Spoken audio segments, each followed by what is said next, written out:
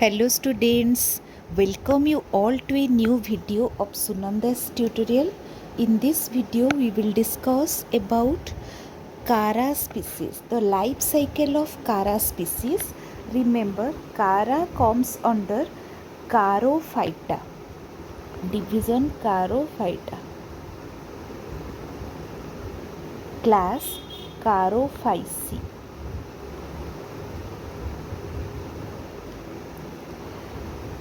Order Charales, family Chara Sp. So it is very easy to remember the systematic position of Chara. Okay. Next, introduction. So it is a genus which is macroscopic. That means it is visible to eye. It is completely looking like the land plant in morphology.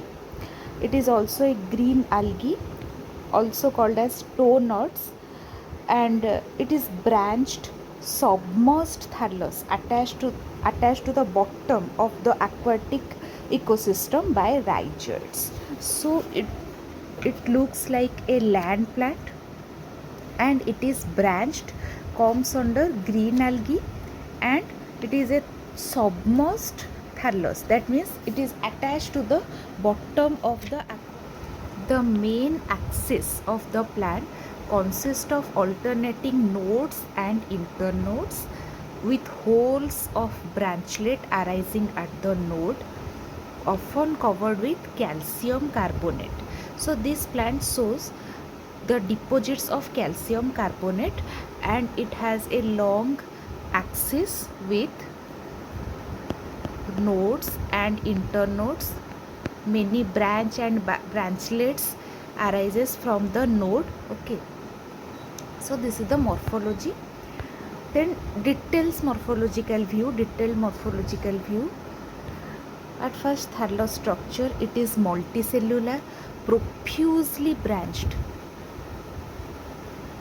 So these are node, between two node, internode is there, and from node many branches arise.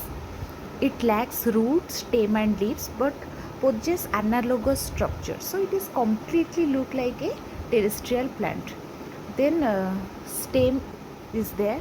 Primary axis is composed of a long cell separated by multicellular nodes, sometimes covered by cortex layer of smaller cells. Then nodes and internodes, these are nodes, these are internodes. Between two nodes, internode is there. Nodes are site for branching and reproduction, while internodes are single celled, elongated and sometimes multinucleated. Then branchlet, which are leaf like structure, holes of 6 to 16 limited growth branchlet arises from each node, appearing like leaves, but they are not true leaves. Then rhizoids, which are root like structure. The thallus is anchored to the muddy substratum by delicate colorless multicellular rhizoids which can be branched. So these are rhizoids. Stipulode, these are small sharp projection usually present at the base of branchlet hole. So stipulode is present at the base of the branchlet holes. Okay. So node is there, internode is there, shoot of limited growth is there, shoot of unlimited growth is there. Shoot of unlimited growth have apical meristem. Okay. Then about life cycle, so it shows haplontic life cycle with main plant body is multicellular. The main plant body is gametophytic in nature. That means each cell is haploid and meant to produce gametes. Chara exhibit haplontic life cycle means most of the phases of the life cycle is haploid in nature. That gametophytic plant, which is dominant phase, produce sexual organ globule, otherwise known as antheridia, and nucleus, that means oogonia. Male sex organ is called globule and female sex organ is called nucleus. Fertilization produce diploid zygote. Zygote undergoes meiosis to produce haploid spores, which grows again into new gametophyte. So it is the overview of the life cycle. Let's discuss the life cycle of Chara in detail. Chara can reproduce vegetatively as well as sexually. So at first we will discuss about the asexual reproduction. Actually, asexual reproduction is completely entirely lacking. Vegetative reproduction is there, which involves the separation from parent plant of different kind of regularly produced vegetative outgrowth. So those vegetative structure can detach from the parent plant and grow into a new plant. So some common vegetative propagation methods are there. First one is bulbil by bulbils. What is bulbil?